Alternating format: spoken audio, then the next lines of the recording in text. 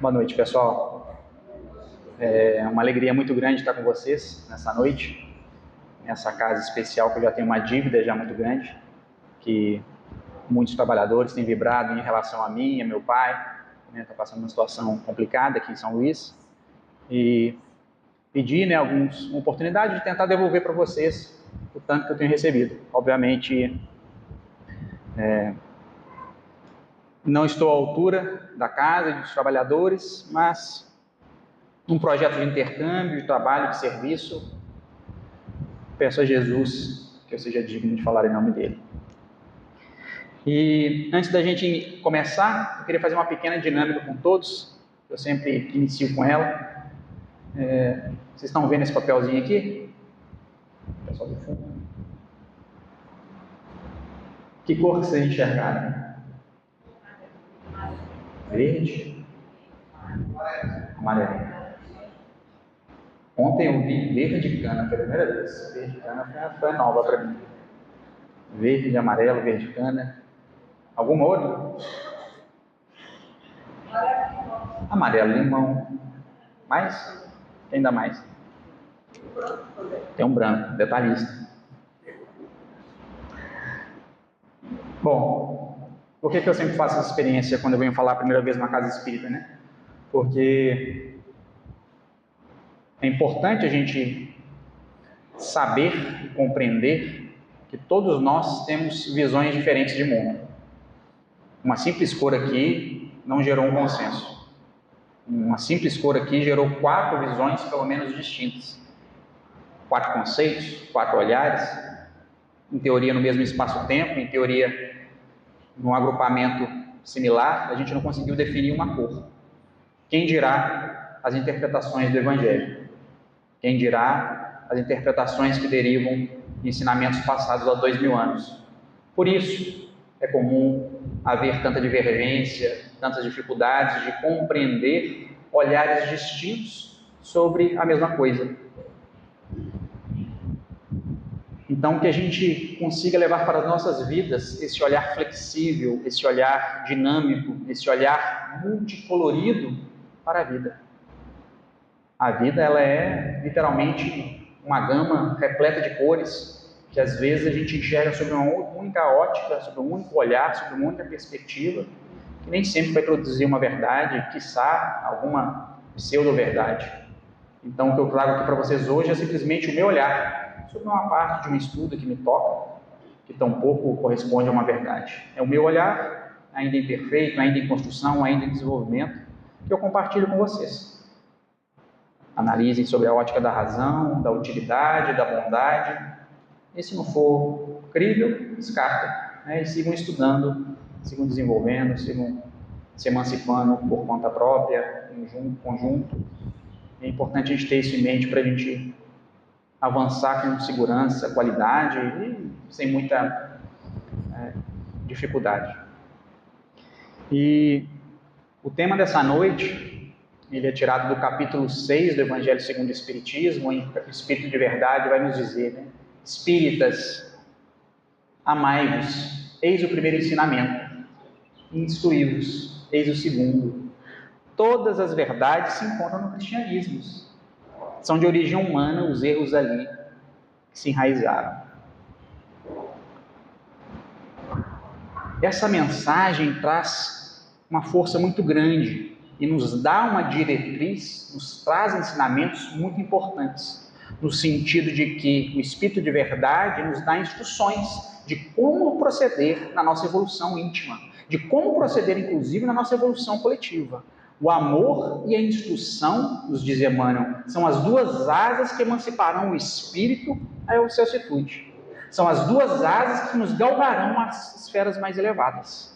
Não só o amor, tampouco o estudo. Ambos juntos, trabalhados conjuntamente, ora um, ora outro, vão fazer com que nós nos elevemos do plano que nos encontramos a esferas mais elevadas. Muitas vezes a gente fica em discussão, não, mas tem que ter mais amor, tem que ter mais estudo. Não, tem que ter os 2. A casa espírita tem que ter a função de desenvolver projetos vinculados ao amor e projetos vinculados ao estudo. Nem só um, nem só outro. Temos que buscar um equilíbrio desses 2 elementos fundamentais na evolução humana. Já ouvi de companheiros espíritas dizendo, não, nessa vida eu vim só para estudar. Opa, então você vai chegar do lado da capenga, uma asa só. Estou pensando. O amor também tem que ser desenvolvido, deve ser desenvolvido. E se nós já fomos chamados à escola espírita neste momento, é porque nós já temos capacidade de desenvolver ambos os elementos. Já nos toca, é possível ir em direção a ambos. E a nossa proposta essa noite é trabalhar essa ideia sobre essas duas perspectivas do amor e do ensinamento, sobre algumas literaturas espíritas, sobre algumas abordagens em que Kardec vai desenvolver. Lembrando sempre Herculano Pires, quando ele nos vai dizer que ninguém aqui na matéria é professor de espiritismo. Todos nós, inclusive este que vos fala, é estudante. Não existe professor, não existe mestre. Mestre só teve um. Todos nós somos estudantes. Estamos aprendendo ainda o beabá espiritual. Estamos ainda no início da nossa trajetória de conhecer o aletramento espírita, o aletramento do espírito. André Luiz fala isso em suas obras. Estamos aqui no beabá, ABC da escola do espírito. Longe de nós saber qualquer coisa, longe de nós ter uma pretensão de dominar qualquer assunto. O próprio Kardec nos traz isso muito bem na introdução do Livro dos Espíritos, ao dizer que o estudo do espiritismo demanda muito tempo. Tempo muito maior do que qualquer vida, de qualquer encarnação. E para além desse tempo, demanda uma continuidade, uma segurança, uma disciplina. Se eu começo hoje e interrompo amanhã, não vai dar certo. Não vai dar certo. É necessário disciplina, é necessário um método, é necessário uma perspectiva de eternidade. Muitas das vezes a gente entra na escola espírita com uma perspectiva materialista, de imediatismo. Nessa era de WhatsApp, de informação instantânea, eu quero aprender como um coach uma fórmula mágica de evoluir. Não existe isso, meus amigos. Como diz o Chico, né? A gente evolui desidratando, seja pelo suor, seja pela lágrima. É necessário desidratar muito para que a gente evolua com segurança e qualidade. Muitos aqui estão desidratando nessa noite, né? Tá calor, quentinho, São Luís. Já desidratei bastante, São Luís, pelas duas frentes já. Já chorei bastante aqui, já transpirei muito, mas ainda é muito pouco. O Espírito Aulus, no livro Nos Domínios da Mediunidade, quando ele é apresentado ao André Luiz, geralmente os livros de André Luiz, ele tem mentores diferentes que vão apresentar as temáticas diferentes para André Luiz. Nos Domínios da Mediunidade, André é apresentado ao mentor que iria trabalhar a temática de mediunidade com ele, e Aulus, todo humilde, diz para André: ô André, me interesso pelo tema e estudo a mediunidade desde 1779, há mais ou menos 200 anos. E vira para o André e fala: mas eu ainda não sei nada. 200 anos estudando um único tema, e vira para o André Luiz e fala: não sei nada.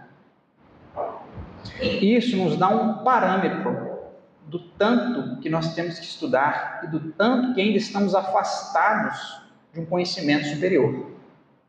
Voltando novamente em André Luiz, nós estamos iniciando o alfabeto do Espírito. A escola espírita ao qual nos reunimos é o início, é educandário. Como a creche aqui é para as crianças, este local é para nós, a creche primária do letramento do Espírito, que vão demandar algumas vidas para a gente passar para o ensino fundamental. E ainda bebendo na fonte de André Luiz, tem um livro do Chico, inclusive hoje, né, é o aniversário de desencarne dele, 22 anos, do desencarne da volta dele para a parte espiritual. Chico, em regra, nas suas obras, que são prefaciadas por Emmanuel, nessa em especial tem 2 prefácios. Tem um prefácio primeiro de Emmanuel e tem um segundo prefácio no Estudo de Viva, que é de André Luiz, um prefácio belíssimo, que eu sugiro inclusive que os grupos de estudo talvez o adotem antes de iniciar qualquer estudo, que ele dá um panorama geral do que se demanda ao estudar uma obra, do que se demanda em termos de espírito ao iniciar qualquer projeto de estudo. E aqui a gente vai trazer alguns apontamentos que o André Luiz traz como sugestão para a gente iniciar qualquer atividade em grupo, estudos em grupo, ao nos dizer que o estudo reclama esforço em equipe, com disciplina produtiva e esquecimento de nós mesmos em favor de todos.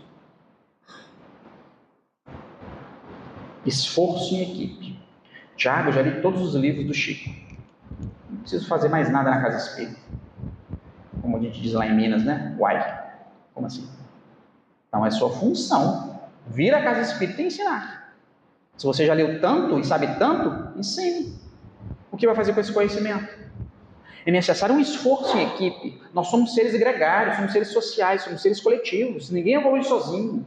Necessitamos uns dos outros para evoluir. Necessitamos uns dos outros para cooperar. Necessitamos uns dos outros para seguir. O próprio Cristo poderia ter feito tudo isso sozinho, mas não fez. Reuniu ao menos 12 ao seu entorno para mostrar que a difusão do Evangelho necessitava de cooperadores. Não seremos nós, com a nossa prepotência, que faremos algo de forma individual. Se eu aqui vos falo, vocês me escutam. É um exercício coletivo. Sempre, qualquer estudo demanda um esforço de coletividade, com esquecimento de nós mesmos em prol da causa. Com esquecimento de nós mesmos. No livro Sinal Verde, André Luiz vai nos dizer: quando houverem contendas, quando um disser para o outro que pau é pedra, que pedra é pau, deixe os conceitos para lá. Ou, quando alguém falar que é verde, ou amarelo, ou verdigano, deixe. Agora, se alguém pegar a pedra ou o pau para bater em alguém, você vai lá e intervém. Olha a métrica que o André nos traz. Às vezes a gente se perde em conceitos sem muita utilidade. E gastamos, ou melhor, perdemos tempo discutindo as pequenezas, quando o Evangelho está ali, posto à mesa, na sua integralidade. Não nos afastemos do que é essencial, não nos afastemos do pão da vida, que é de fato o nosso sustentáculo nessa matéria e fora dela. O Evangelho traz em si todas as necessidades humanas. Todas. Tudo demais é complemento. Destacar a obra e nos esquecer. Nessa época de Instagram, redes sociais, filmagens, em que há uma publicidade exacerbada acerca do indivíduo, André nos convida a um movimento contrário, de destacamento da obra, com esquecimento de nós mesmos. Quem deve brilhar é o espiritismo, e nunca o indivíduo. Quem deve se destacar é a casa, e nunca o presidente, o palestrante, o médium. É a doutrina, é o evangelho que tem que estar à frente de qualquer trabalho. Na divulgação ou na difusão da boa nova, é ela que deve ser o limiar da publicidade. Neste movimento contemporâneo em que o indivíduo se destaca, nós temos que ter muito cuidado, pois a nossa vaidade brilha. Lá em Eclesiastes já está, quando o rei Salomão já disse: vaidade, vaidade, é tudo vaidade. Já é antigo o problema da vaidade. Para que a gente não se perca nisso, André Luiz nos dá essa dica: destaquemos a obra e não o indivíduo. Temos que nos associar sem ter a pretensão de comando. Eita laiá! Mas aqui eu sou presidente, aqui eu sou coordenador, aqui eu sou palestrante, aqui eu sou médium. A gente gosta de uma titulação. A gente ainda é apegado a elementos que a matéria puxa. Cristo vem nos exemplificar a respeito disso. Sempre humilde, sempre pequeno. Na última ceia, quando dialogavam lá que iria substituí-lo, que era o melhor, tudo mais, ele vai, se abaixa e lava o pé dos apóstolos. A exemplificar e a mostrar: quem quiser ser o maior dentre todos, seja o menor, servindo. E o ato de lavar os pés naquele momento, naquele contexto, era um ato que somente os escravos o faziam. Então, para os apóstolos do Cristo, o Cristo lavar os pés era um ato humilhante para ele. E ele o fez para mostrar a nossa necessidade de ser pequenos, de destacar a obra e nos associar sem qualquer pretensão de comando. Porque o comando do Evangelho não nos pertence, não pertence aos encarnados. Isso está em Humberto de Campos, Cícero. Humberto de Campos vai nos dizer que a evangelização, a partir do advento do Espiritismo, pertence aos Espíritos. Eles que coordenam o andamento espiritual da tarefa. Nós somos instrumentos, ainda imperfeitos, do Evangelho. Aceitar opiniões claramente melhores que as nossas. Isso exige um esforço de humildade, de querer e saber ouvir, de ter ouvidos para escutar, porque muitas vezes chega uma pessoa recente na casa espírita, sem muito estudo, e que apresenta uma conceituação, uma visão de mundo distinta e melhor do que a nossa. Teria eu capacidade de aceitar?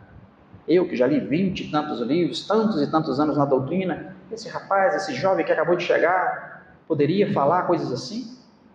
Temos que ter a humildade e a técnica de Kardec, de analisar e falar, não, de fato, a opinião dele é melhor do que a minha. Sou o voto vencido. Exige um esforço de se apagar. Aceitar opiniões melhores que a nossa é fundamental para que a gente se desenvolva. E isso demanda um saber ouvir, saber ter um senso crítico interno muito grande. Não é um exercício simples. Essa proposta que André Luiz traz neste prefácio é algo dificílimo. Mas veja bem, é no prefácio de um livro que chama Estude e Viva. E temos ainda que nos resignar para não sermos pessoas providenciais. Ou seja, ninguém é substituível. Se eu sair aqui, a casa se desfaz. Lê do engano. Como diz o Chico, morre um capim, nasce outro capim. Não somos insubstituíveis. Somos apenas mais um trabalhador, mais uma trabalhadora da casa espírita. Nem melhor, nem pior, mais um. E que possamos fazer o nosso melhor, doarmos o nosso máximo para que o trabalho se desenvolva.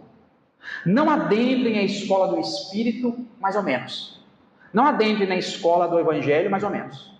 Não existe meio bem, diz Emmanuel. Ou você faz o bem, ou você não está fazendo o bem. Dê sempre o teu melhor. Entregue sempre o teu coração. Nunca mais ou menos. Esteja de corpo inteiro, esteja de alma íntegro, na sua integralidade. Dê o seu máximo, o seu melhor. E tenha certeza que dando o teu melhor, a vida te retribuirá. É da lei. Tudo que a gente dá, a gente recebe. Dai e vos serás dado, já disse Jesus. É dando que se recebe. E segue Dedé nos dizendo. Me permitam chamar de Dedé, porque eu gosto bastante de Dedé. André Luiz é um espírito muito querido para mim. Em hipótese alguma, admitirmos no conjunto de heróis. E sim no agrupamento de criaturas humanas em que as experiências difíceis podem ocorrer a qualquer momento. Não somos especiais, não somos melhores. Às vezes a gente entra na doutrina espírita e se acha, né, um supra-sumo, porque já conheço a reencarnação, já lei da lei da causa e efeito, e sei de determinados fatores que aquilo me toca, me envaidece. E aí tem o presidente da casa espírita, tem um médium, tem um palestrante, tem um doutrinador, e aí quando vê um médium, comete um deslize. O presidente erra. O presidente pode errar? Mas é claro que pode errar. O médium pode errar? Mas é claro que vai errar. O palestrante, o doutrinador, qualquer trabalhador da casa espírita irá errar. Nós espíritas erraremos muito. Não somos melhores do que ninguém. Aliás, estamos aqui na doutrina espírita no domingo à noite com São João bombando lá fora, é porque necessitados estamos. Necessitados estamos de melhor compreender o Evangelho e praticá-lo. E erraremos. E está tudo bem. Obviamente, temos que aprender com nossos erros. Mas não nos coloquemos, ou médium, ou dirigente, ou coordenador, num pedestal inatingível ou de perfeição suprema. O espírito irá errar. O espírito cometerá falhas. Nós somos humanos ainda falíveis, imperfeitos. Muitas vezes temos um nível de exigência muito grande uns para com os outros. Que a gente saiba ter um pouco mais de flexibilidade em relação à conduta alheia e não cobrar tanto do dirigente. O dirigente, o coordenador, é muito atacado. Pode ter certeza, mais falam mal dele do que bem, ou dela. Porque a responsabilidade é grande e o nosso olhar ainda é muito crítico, muito julgador. Somos muito exigentes. Isso dificulta a caminhada desse companheiro e companheira que se dispôs a servir um nível ali de responsabilidade maior. Forneçamos o nosso apoio na medida das nossas possibilidades. E nunca menosprezar os outros, por maiores as complicações que apresentem. Nunca, independente de quem aqui chegue, nunca menospreze. A gente não sabe quem está aqui chegando. A gente não sabe que espírito está ao seu lado aí sentado. Não sabemos. Irmã Rosália, no capítulo 13 do Evangelho segundo o Espiritismo, narra uma mensagem belíssima em que ela afirma que acolhia mendigos em situação de rua, na época que ela vivia em Paris, no final do século XIX, e quando ela chegou no plano espiritual, era ela que pedia auxílio àqueles que um dia ela auxiliou. Eram espíritos de alta envergadura, que estavam naquela existência numa situação de mendicância. Estamos sobre o apagamento da matéria. A matéria nos homogeneiza, nos coloca como iguais, justamente para que a gente desenvolva as habilidades espirituais do espírito. Capítulo 4 do Evangelho segundo o Espiritismo, Kardec pergunta e São Luís responde se a reencarnação seria uma punição, e ele fala, não, é simplesmente um instrumento de desenvolvimento moral do espírito que o levará até o Pai. E aceitar com sinceridade e bom humor as críticas que nos enderecem.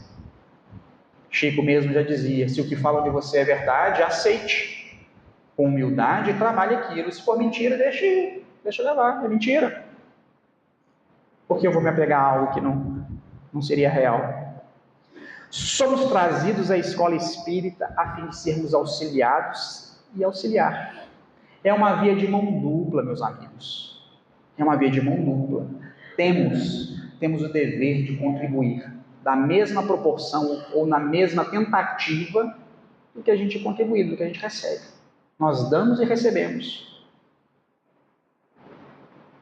Nós temos que fazer um exercício de também oferecer algo à atividade, à casa, à causa, à doutrina, ao evangelho.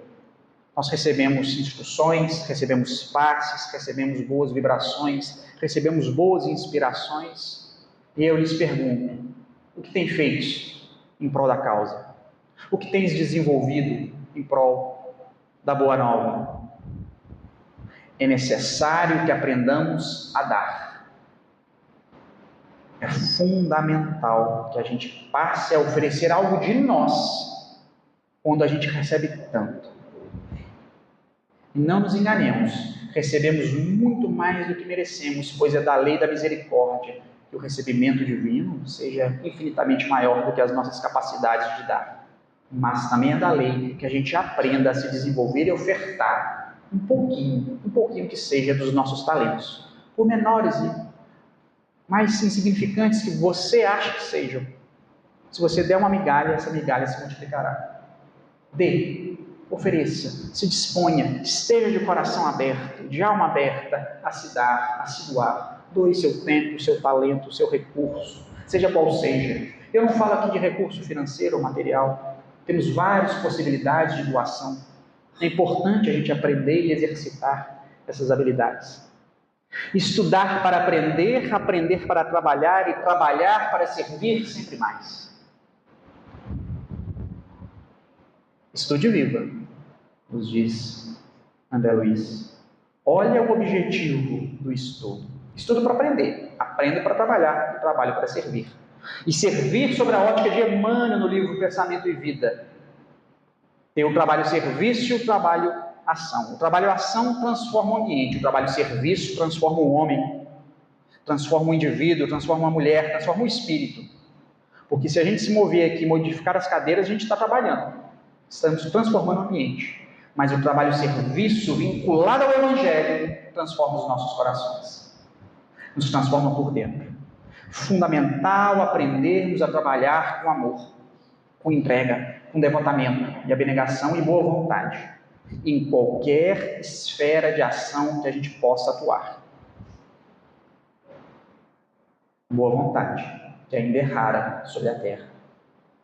O seu auxílio ao grupo deve ser tão importante quanto o auxílio que o grupo presta a você. É uma via de mão dupla. O estudo, o esforço em equipe, eu tenho que ofertar para receber.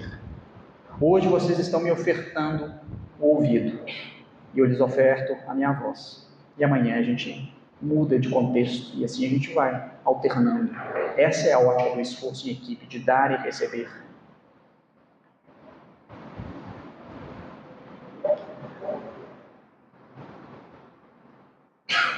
Esse é um panorama que André Luiz nos traz a respeito da importância do desenvolvimento do estudo, mas acredito que todos nós espíritas já temos, né? Tenho certeza que todo mundo já leu as obras básicas de Kardec na sua integralidade, todas, né? E estudar é mais fácil, a gente passa para a parte que demanda um pouco mais de esforço, que é o amai-vos. Os instruí-vos, ok, isso aí a gente já domina. Domina? A gente passa a meditar e, obviamente, a refletir sobre uma interpretação ainda limitada a respeito do amor. Por mais que a gente fale, verbalize, jamais chegaremos num conceito de amor divino. A gente está aqui ainda na Terra tentando e labutando alcançá-lo. Mas o Espiritismo apresenta uma proposta interessante de desenvolvimento desse amor dentro de nós, que é a proposta da caridade. Capítulo 15 do Evangelho dedicado a ela, mas todo o Evangelho em si tem uma essência vinculada à caridade. Eu fiz uma pesquisa uma vez no Evangelho, dando um Ctrl F, e vi que a palavra caridade é a segunda mais que aparece no Evangelho, após Jesus. Aparece mais de 200 vezes no Evangelho segundo o Espiritismo. E Casimiro Cunha, num poeminha belíssimo, um trechinho, ele diz, né? Se indagássemos ao Cristo de como achar a felicidade, Jesus de certo diria: caridade, caridade. A nos dar uma dica de que, como ainda não dominamos o amor, quiçá comecemos a praticar a caridade como forma e como instrumento de desenvolvimento deste amor dentro de nós. A caridade, sob as suas múltiplas acepções, permitirá que nós espíritos alcancemos padrões mais elevados de amor. É uma porta de acesso a Deus. Célia, no capítulo O Horto de Célia, do livro 50 anos depois, psicografia do Chico pelo Emmanuel, uma conversa que ela tem com o pai dela, que era um senador romano. O pai nem sabia que era ela, né? Ela estava fantasiada ali de monsenhor, um mongezinho benevolente. Ele vai até ela, ela o reconhece, mas não se apresenta. Ele, um senador romano riquíssimo, vira para ele e fala, uma conversa muito semelhante que a mãe de André Luiz tem com ele em nosso lar, muito semelhante. E aí Célia vira para o pai dela, que era um homem riquíssimo, e disse: meu pai não, né? Pensa, né? Meu senhor, tu que eres senador romano, com tantas posses e tantos bens, volte para Roma, oferte um pouco daquilo que possuis aos necessitados, aos desvalidos, tantas crianças lá abandonadas, tantas viúvas necessitadas, tantos velhinhos necessitados do teu amor, necessitados de um amparo, de um local para repousar os últimos anos de vida. Dê um pouquinho de ti, dê um pouquinho dessa caridade material, porque se o Senhor começar a desenvolver essa caridade material, aos poucos alcançará a acepção mais desenvolvida da caridade moral. E se um dia dominares a caridade moral, alcançarás Jesus. Olha o mistério da caridade, uma porta de entrada que nos levará ao Mestre. Caridade moral, doamos da cesta básica, começamos aqui e acolá. Vamos desenvolvendo essa caridade, chegando numa caridade moral, e chegando e desenvolvendo uma caridade moral, acessamos então Jesus, compreendamos então melhor o Mestre. Tem um exemplo que eu gosto muito dele, eu sempre cito para ilustrar muito bem. Simão Pedro, que conta esse exemplo, eu já ouvi ele em algumas palestras, e ele também sempre repete esse exemplo, que é um exemplo que ilustra bem essa caridade material e essa caridade moral. Ele diz que certa feita havia uma casa espírita e adentrou um senhor muito necessitado de recursos, estava buscando emprego e tinha dito para os filhos que iria no supermercado comprar alimentos para os filhos. Só que ele estava desempregado e não tinha nada para comprar. E aí foi na casa espírita e falou: gente, eu estou precisando de uma cesta básica. Eu falei para meus filhos que iriam no supermercado comprar alimentos e não tinham. Vocês poderiam me dar uma cesta básica? E aí o pessoal se mobiliza, liga para alguém, liga para quem. Aí chega uma senhorinha com uma cesta básica e entrega para o senhor.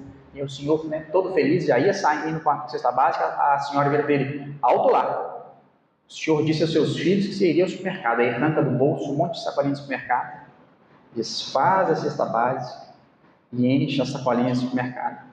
A sua palavra para os seus filhos vale muito. Eles têm em você um ancoradouro. Se você disse que iria ao supermercado, você foi ao supermercado. Tome aqui as sacolinhas. Ele sai com a cesta básica, com as sacolinhas e leva. Olha a caridade material transfigurada numa caridade moral. E olha Jesus por trás, na compreensão íntima da necessidade humana. Este exemplo ilustra muito bem este caminho ao galgar de todos nós. O próprio Emmanuel vai nos dizer, num texto belíssimo, belíssimo, intitulado Dois Anjos, está lá no livro Tocando o Barco, ele vai fazer um paralelo entre a fé e a caridade. Ele vai dizer que a fé, né, seria um anjo que nos conduz da terra, né, ao céu.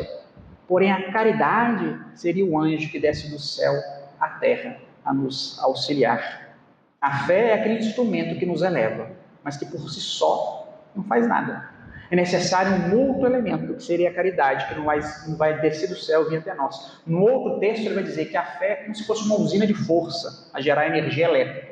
A caridade é a lâmpada que faça essa energia virar luz. É necessário a gente congregar esses dois elementos para amplificar, reconcretizar e materializar a caridade de uma maneira robusta. Porque muitas são as obras que não possuem fé, e não bastam.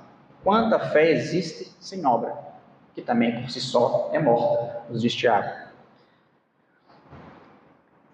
E Paulo, né, no capítulo 15 do Evangelho segundo o Espiritismo, faz um link, um exercício interessante também para nós, a nos demonstrar a importância da caridade sobre uma vertente amplificada. Porque às vezes a gente se perde, de um modo geral, em religiões, em conceitos, credos e crenças. E ele diz, independente do credo que você tenha, mesmo que não tenha, se tiver caridade, você já é discípulo de Jesus. É a única instrução dos Espíritos do capítulo 15 do Evangelho segundo o Espiritismo, a única, e assinada por Paulo, para nos mostrar a importância de refletirmos a respeito deste querido elemento, desse elemento fundamental. Paulo, que se dedicou ao Evangelho, nos traz. E no próprio capítulo 15, Kardec, no seu início do capítulo 15, vai nos dizer que não é fora do Espiritismo que não há salvação, não é fora da verdade que não há salvação, não é fora da igreja que não há salvação, é fora da caridade. Para nos mostrar que quando nos apartamos do amor, estamos talvez perdidos pela matéria. E é fácil se perder pela matéria. Facílimo se perder pela matéria. A caridade vai ser um elemento de congregação, de foco. Como a gente se perde muito, a caridade nos arrasta de volta a um norte, a um padrão de comportamento, a uma perspectiva de desenvolvimento. E o desenvolvimento dessa caridade, a reflexão dessa caridade, ela vai chegar em nós sob várias vertentes. A doutrina espírita é cheia de exemplos riquíssimos. Porém, o Livro dos Espíritos, na pergunta 886, nos traz uma abordagem importante, conhecida por muitos já, quando Kardec, compreendendo então a importância da caridade, questiona aos Espíritos, né? O que seria a caridade então, segundo Jesus? E a espiritualidade responde: benevolência para com todos, indulgência com a imperfeição alheia e perdão das ofensas. Nos abrindo a concepção de caridade. Ser bom para com todos, ser indulgente com a imperfeição alheia e perdoar as ofensas. Comecemos então pelo mais difícil, que é perdoar. Esse daí é o nosso calcanhar de Aquiles. É o que ainda nos prende à matéria. Boa parte de nós ainda estamos presos às reencarnações sucessivas, nos mesmos círculos de reencarnação, de afinidade familiar, porque ainda não aprendemos a perdoar. Somos ainda muito melindrosos, muito melindrosos. Pisou no nosso calcanhar de Aquiles ali, a gente já mexeu comigo, me ofendeu, porque lá em 1995, 18 de agosto, você me disse isso. A esposa solta com o marido, em determinado dia. A gente não esquece as ofensas recebidas. E a gente esquece com muita facilidade as bênçãos que a gente também recebe. Por quê? Porque nosso olhar ainda é tão vinculado à dor e não ao amor. Porque a gente ainda vibra mais uma esfera de dor do que de amor. Por isso a gente está nessa esfera ainda animalesca, estamos mais perto dos animais do que dos anjos, nos diz Emmanuel. Nós ainda estamos apegados à dor. Elas nos fazem mais sentido. Quantos e quantos filmes retratam dores das mais diversas formas? A criatividade humana para a dor é incrível, porque a gente vive e vivencia ela em nós mesmos. E quando a gente a sente, a gente se arrepia todo. Por isso Jesus é tão fantástico. Ele vem romper com esse ciclo de dor. Ele vem trazer uma proposta de perdão revolucionária. Revolucionária. Até hoje, a proposta do Cristo é revolucionária. Perdoar os inimigos, amar os inimigos, perdoar as ofensas infinitamente. A gente está com dificuldade até de perdoar os amigos hoje em dia, o companheiro da casa espírita que nos contrariou, a gente fica ali guardando mágoa. Amar os inimigos é uma proposta ainda muito avançada para nós, mas temos que trabalhar o perdão dentro de nós. É um exercício fundamental se a gente quiser se libertar das esferas primárias de vibração ao quais habitamos. Ah, Tiago, não vou perdoar nessa vida não. Tranquilo, sem pressa. Você tem simplesmente toda a eternidade para aprender a perdoar. Livre-arbítrio. Escolha. Você pode não perdoar. Não há problema algum se você não perdoa. Obviamente há consequências. Mas você tem a possibilidade de permanecer. Tudo é lícito, já nos diz Paulo na sua primeira carta aos Coríntios. Mas nem tudo lhe convém. Perdão é algo que te convém. Perdoar é algo conveniente para nós. Mais para nós do que para o outro. O perdão é um ato libertatório interno. É algo que a gente faz para nós mesmos. A gente acha que está fazendo pelo outro, né? O outro não merece o meu perdão. Ele, ela não merece o meu perdão. Meus amigos, essa é uma visão ainda estreita da coisa. A gente faz para a gente se emancipar, para a gente se desprender daquilo. Nós estamos presos, é como se fosse uma algema que te prende ao outro. Você está algemado a ele, você está algemado a ela. Enquanto não perdoar, essa algema não se desfará. Você estará preso. O perdão é um processo que a gente tem que ir trabalhando dentro de nós. Se você não consegue nem ver a pessoa na sua frente, comece orando por ela, comece meditando ela nas suas orações, à noite. Pense aqui nela essa noite. Senhor, me ajude a compreender, que aquela pessoa se emancipe, que ela saia da minha esfera de pensamento, que eu possa um dia perdoá-la. Peça perdão a ela. Eu pedi perdão para ela, para ele. Eu não fiz nada para ele, para ela. Lê do engano. Ninguém nessa vida recebe algo unilateral. É sempre bilateral, é sempre uma troca. Um dia a gente feriu, no outro a gente foi ferido. O Espiritismo nos mostra que às vezes a ofensa foi uma vida passada que a gente não se recorda. É bem possível que a besteira que a gente tenha feito em relação ao outro seja bem maior do que o outro fez em relação a nós. Quem garante? Por isso, quando você colocar essa pessoa nas suas orações iniciais, para que esse perdão comece a desabrochar, inicie pedindo perdão a ela. Meu amigo, minha amiga, se um dia eu te ofendi, me perdoe. Fiz sem saber. Não conhecia Deus como conheço hoje. Não conhecia a proposta do Evangelho como hoje eu conheço. Não dominava minimamente as minhas emoções como hoje tento dominar. Me perdoe por ter te ofendido, por ter te magoado. Em oração, vá fazendo isso noite após noite. E eu lhes garanto, que se vier do coração, isso irá se concretizar. Lhes garanto. Porque o pensamento é força motriz e criadora. E se vem e brota do coração, de boa vontade, chegará àquele ao qual você está vinculado. E aquele laço que te prende vai aos poucos se desfazendo.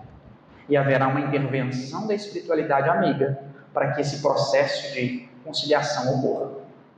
Certo companheiro, conhecido meu, ao fazer esse processo de orar por quem um dia ele tinha ofendido, ele relatou para mim: Tiago, comecei a orar para aquela pessoa que eu não via há mais de 20 anos, e eu sabia que eu tinha que pedir perdão para ela. Comecei a orar. Uma semana depois, ela apareceu na minha vida. Uma semana depois. Tinha 20 anos que ela morava na outra cidade. Foi eu rezar pedindo perdão, na semana seguinte ela apareceu na minha frente. Assustei. Peguei o WhatsApp dela, meio sem graça. Mandei uma mensagem pedindo perdão. Ficou uma semana sem me responder. Falei, será que deu? Ficou morrendo de medo. Ele disse que uma semana depois recebeu a mensagem de volta. Que isso, meu amigo, não tem nada demais não, tá perdoado, vai em paz. Olha que interessante. Não se viam há 20 anos. Foi ele orar, pedir perdão. O milagre aconteceu. Comece orando. Mas de verdade, né? A oração tem que ser sincera. Tem que ser sincera. Não adianta fazer da boca para fora. Tem que ser algo genuíno, tem que ser algo concreto, tem que ser algo verdadeiro, tem que ser algo real.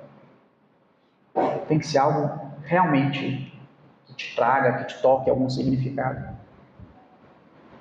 Na vida de Paulo, reflete isso maravilhosamente, maravilhosamente, maravilhosamente. Porque esse exercício de perdão ao outro necessita também um exercício de auto-perdão. É importante a gente saber se auto-perdoar. Porque às vezes você não lembra a bobagem que você fez. Mas às vezes você lembra e se martiriza muito com aquilo. Muito. Putz, pisei na bola. Vacilei. Errei, mas errei feio. Meus amigos, Paulo, vou contar para vocês aqui, não sei se vocês sabem. Paulo apedrejou Estevão. Simplesmente, talvez um dos maiores apóstolos que o cristianismo nascente teve. Estevão, as pregações dele arrebatavam multidões. Paulo foi lá, iniciou uma perseguição violenta ao cristianismo, condenou à morte Estevão e o apedrejou. E riu, e se comprasse, e ficou satisfeito. Tinha lá mais ou menos 30 anos de idade quando isso ocorreu. Continuou, firme e forte. Vou perseguir até o último cristão.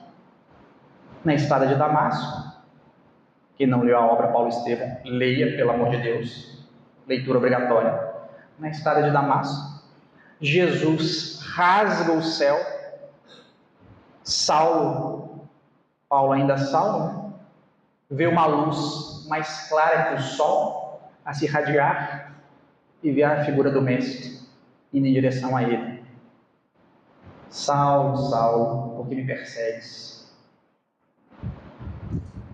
Saulo cai em prantos, fica cego perante a luz, que ele não tinha capacidade de olhar. Cai de joelhos. E o que Saulo diz para Jesus? Senhor, o que queres que eu faça?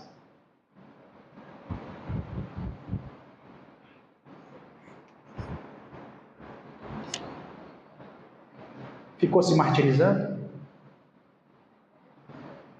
Ficou se culpando? Reconheceu imediatamente aquele que é a luz do mundo. Reconheceu imediatamente que estava no caminho errado. Ele falou, opa, estava indo para a esquerda e o caminho para a direita? Ok, estou aqui. Senhor, o que queres que eu faça? Manda que eu estou aqui. Pode mandar que eu vou fazer. Olha o espírito consciente do erro que muda de rota. Somos nós. Somos nós. Nós somos Saulo de Tarso. Nós, muitas das vezes, estamos na direção errada do caminho. Não adianta ficarmos nos lamentando por o que passou. O que passou, meus amigos, é passado. Chico já nos dizia, a gente não volta atrás. A gente não faz volta ao passado. Mas pode começar de hoje e fazer um novo final. E essa é a nossa meta. Se a gente fez muita bobagem ontem, beleza, aprenda com ela e siga. Vai, não peques mais. Siga adiante. Vira para Jesus e fala, Senhor, o que queres que eu faça? E manda ver. Essa é a nossa meta. A gente não tem tempo para ficar perdendo. Se já nos reconhecemos ainda imperfeitos e errôneos, ótimo. É um passo dificílimo. Vocês já estão à frente da maioria das pessoas da Terra. O próximo passo é, Senhor, o que queres que eu faça?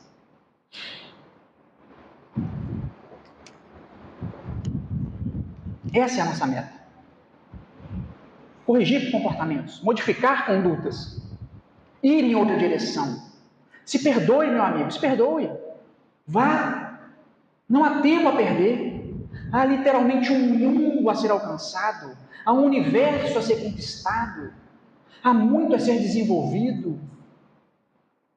Há muito a ser desenvolvido. Nós somos uma estrela em lapidação. Não percamos tempo com algo que já se foi. Miremos o amanhã na certeza de que amanhã de fato será um dia melhor. Porque cada dia que nasce é uma nova oportunidade de fazer, de reconquistar e de reconstruir. Esse é o milagre da vida, esse é o milagre do Evangelho, esse é o milagre da proposta do Cristo para nós.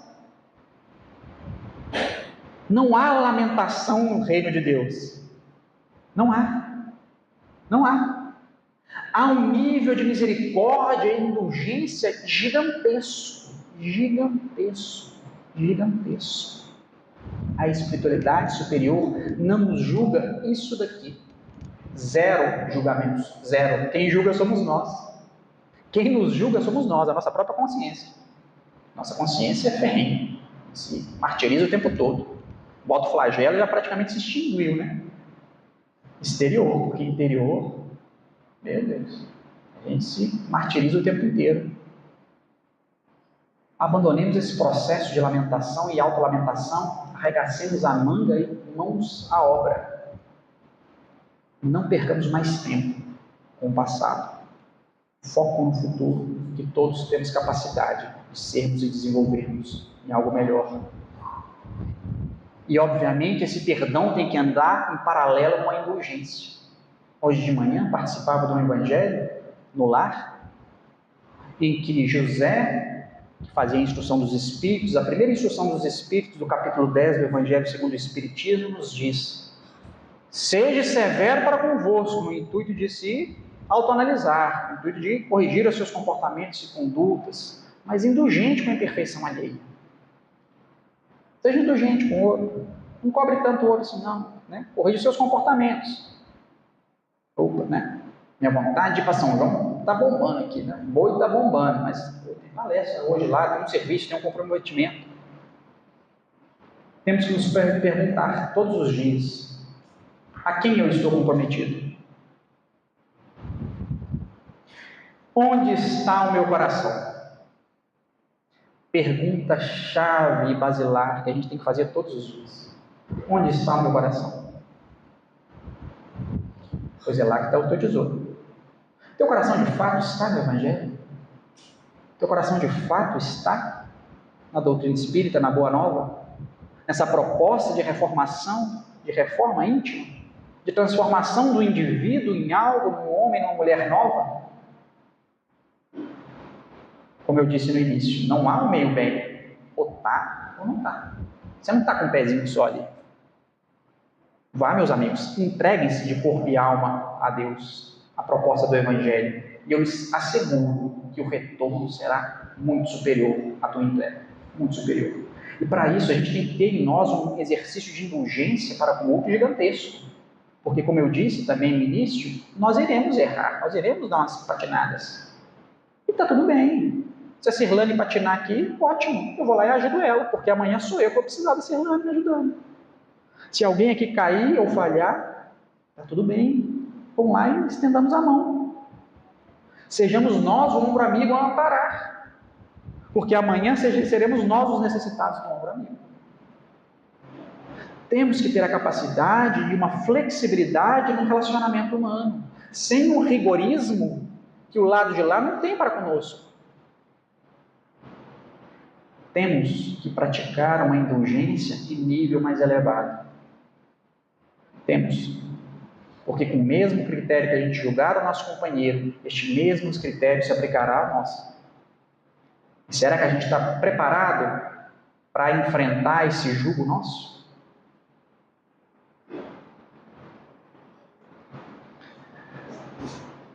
E para finalizar, a benevolência para com todos. Uma outra vertente da caridade. Benevolência para com todos, indulgência com a imperfeição alheia e perdão das ofensas. Ser bom é uma necessidade do espírito encarnado. Nós ainda não somos bons. Bom mesmo é o Pai que está no céu. nos disse Jesus. Nós estamos na construção dessa bondade dentro de nós. Nós estamos no desenvolvimento espiritual de uma bondade ainda em lapidação. Mas é fundamental que a gente aprenda a ser e desenvolver essa bondade. A ofertar algo de bom. Por menorzinho que seja. Por maior que seja a sua perspectiva, você acha que não vai ser muito bom? Vai, faça. Vá e dê o seu pouco. Porque de pouco em pouco a gente faz um tanto. Há várias possibilidades de fazer o bem, há várias possibilidades de se entregar. Várias. Vocês têm a creche aqui, que é um exercício bacana, que vocês podem atender as crianças, tem um sopão, tem várias outras atividades ocorrendo, tantos irmãos necessitados de um ombro amigo, de uma palavra de consolo. Temos que falar coisas boas, desenvolver coisas boas. Temos que sair da teoria. A teoria é belíssima, mas é teoria. Vale muito pouco. Temos que fazer, praticar, colocar a mão na massa. O Evangelho é ação. O Evangelho é ação em movimento. É amor em movimento. E temos que movimentar as nossas habilidades em prol do bem. A matéria pesa, a matéria ainda nos sufoca muitas das vezes. Nós muitas das vezes escorregamos devido ao peso da matéria. O mundo ainda é de provas e expiações. A gente não pode esquecer disso. A gente está no mundo de provas e expiações. Não é mundo de felicidade não, é provas e expiações. Então temos que ter essa consciência e darmos de nós algo de bom, a começar dentro de casa. Comece dando um bom dia. Bom dia, meu amigo, boa noite. Tem gente que levanta nem bom dia fala. Muito obrigado, que comida boa que teve aqui hoje, foi servida. Boas ações, práticas educativas bacanas, dentro de casa, dentro do lar. Elogie o teu companheiro, a tua companheira. Elogie os teus filhos, tuas filhas, os teus irmãos. Fale palavras boas, palavras de estímulo. Fale um eu te amo. Pô, eu amo você, estou com saudades, que bom que você veio. Sua presença me enriquece. É importante ouvir coisas boas. A gente é carente de ouvir coisas boas. Temos essa necessidade dentro de nós. Façamos mais isso. E hoje eu vou dar 2 tarefas de casa para vocês. Tem tarefa de casa, igual a escola. Quando chegar em casa hoje, manda uma mensagem para alguém que você gosta, que não fala há muito tempo. Fala, nossa, lembrei de você hoje na casa espírita. Estou com saudade de você, quero te ver, vamos nos encontrar, vamos tomar um cafezinho. Lá em Minas a gente toma um cafezinho. Aqui toma um cafezinho nesse calor? Não, vamos comer um tacacá, comer uma tapioca. Vamos no boi. Não, chama para vir na casa espírita, vamos lá na palestra. Vamos nos encontrar. Vamos conversar, estou com saudades, quero te ver. Mande uma mensagem para ele, para ela. Fale quanto ele ou ela é importante para você. Vai fazer bem para essa pessoa e vai fazer bem para você. Façamos mais isso. Se tiverem um pouco mais de coragem, porque a vida necessita muito de coragem, como diz Guimarães Rosa, né?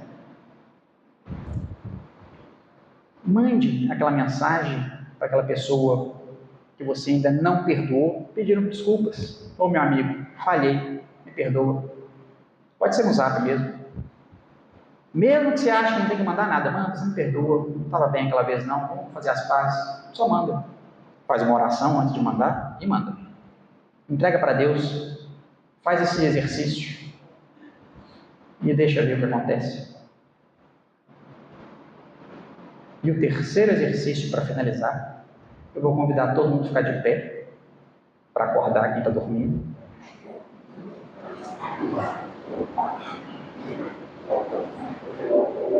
E convidar para vocês darem um abraço no companheiro que está ao lado.